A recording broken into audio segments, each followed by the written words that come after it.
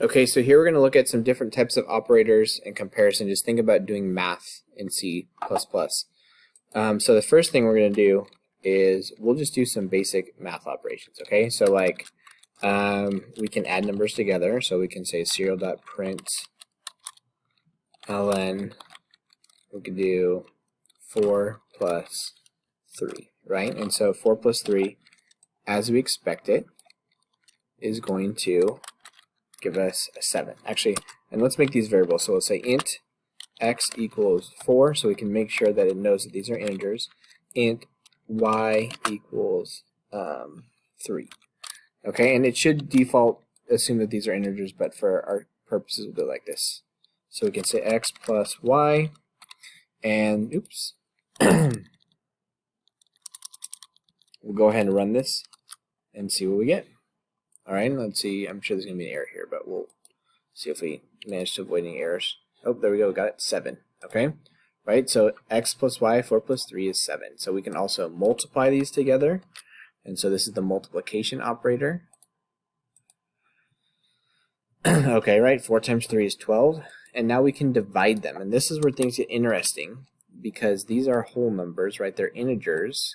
And when we do integer math in C++, or C for that matter, 2 integers have to give us another integer. And so what this is going to do is it's going to tell us the number of times that y can fit into x.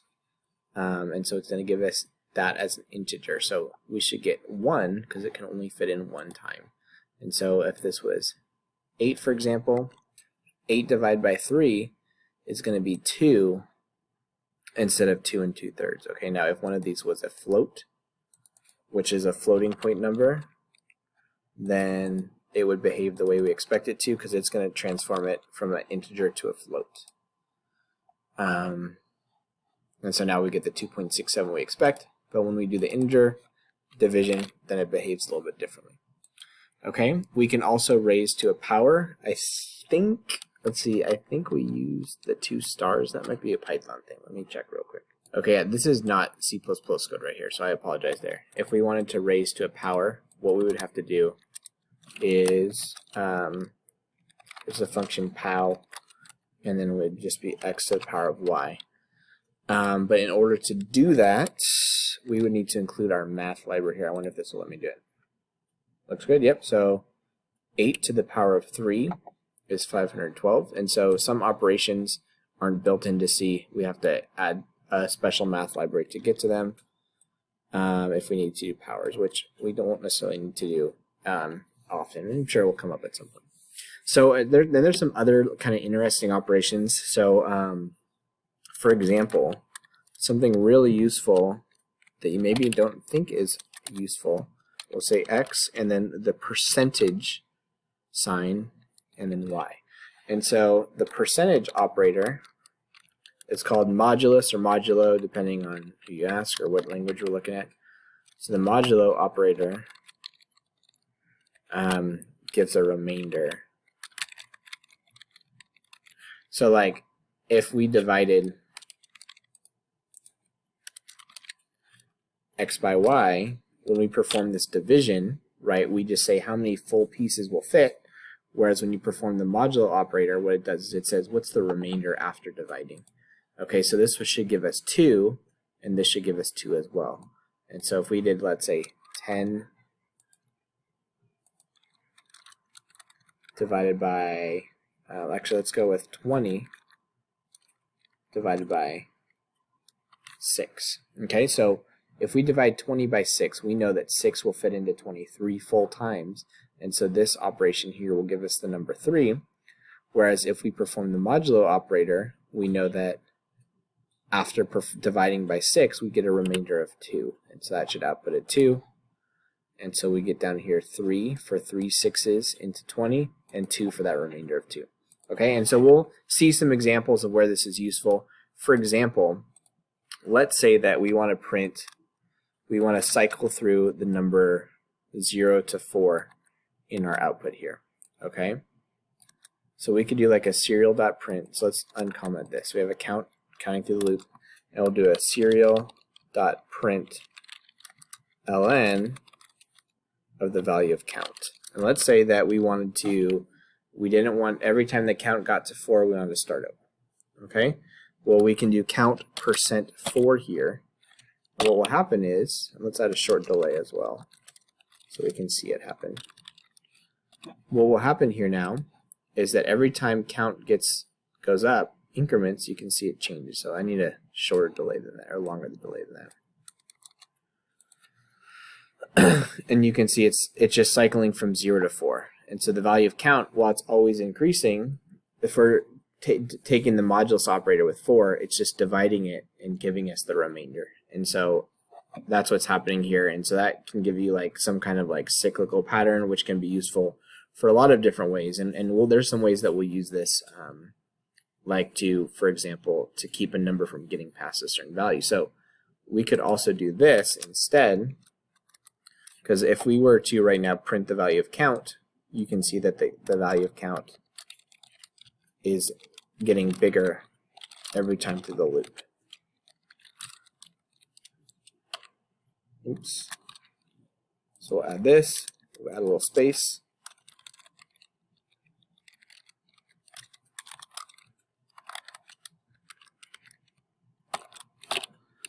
Okay, and so what we can see is as we go through the that as count gets bigger and bigger and bigger, it keeps wrapping around the output from this line right here. And so count keeps getting bigger, but this value keeps wrapping around. Now, instead, we could actually change the value of count. Instead of doing this, we could say, oops, maybe something like count % equals 4, and that will perform the modulus operator and will replace the value stored in count with that. And so now if we just print the value of count, the value stored in count itself will be counting up like that. And let's go ahead and add the ln here so we skip to the next line and we can see it happening. Okay, and so we see it happening right here. We're changing the actual value of count now instead of just performing the modulus operator on count. Okay, and so that's the modulus operator. That would be the biggest difference, that and then how the division spits back out an integer. And then we'll wrap this video up just talking a little bit more about conditions. Okay, so I've put together some code here. So we have two values. They're Boolean, so they contain true or false. And so we have x and y, and we're going to do some comparison. So we're going to say if x is true and y is false, we're going to see what x and y is. So remember, when we're comparing, it's going to output true if they're both true for the and. So true and true. If two things are true, then we'll output true. If only one is true, then we'll output false. In the case of the or, what we're looking at is to see if either of them is true. And so we would expect if one of these is true, then this will output true, and then not will just output the opposite. So remember, exclamation point is the not operator. These two vertical lines is the or operator, and the two ampersands is the and operator. So we run this, okay, and we see down here that if x is 1, so x is true and y is false, so x and y is going to give us false because only one of them is true, but x or y is going to give us true because one of them is true. Not x will flip the value of x, not y will flip the value of y. Okay, so let's go ahead and change them so they're both true, and we can see what happens. What we'd see different is now the and one will evaluate to true because they are both true. Okay, and we see that if x is 1 and y is 1, then the and is 1, and the ors are both 1. Okay, I don't know why I have the x or y on there twice, but and what we'll try here is now if they're both false, and we'll see that in this case neither the and or the or will evaluate as true, since in no case does the or get triggered because neither of them is true. Okay, and so that was a little bit more about the those conditionals, and then we'll look at comparison operators. Okay, so we also have comparison operators. So I put a bunch of comparison operators here, and we'll just compare the values of 10 and 5, and we'll try some of the things too. So the first comparison operator we have is just the greater than symbol, and that just tests to see if it's greater than. If it's true, it comes back as 1. If it's false, it comes back as 0. So 10 is greater than 5, so we should get a 1 here. The greater than or equal to is asking if it's greater than 10, 5, so if 10 is greater than 5 or equal to 5, so that should also come true. This will be less than, right? Less equals. The double equals here is to see if they are the same.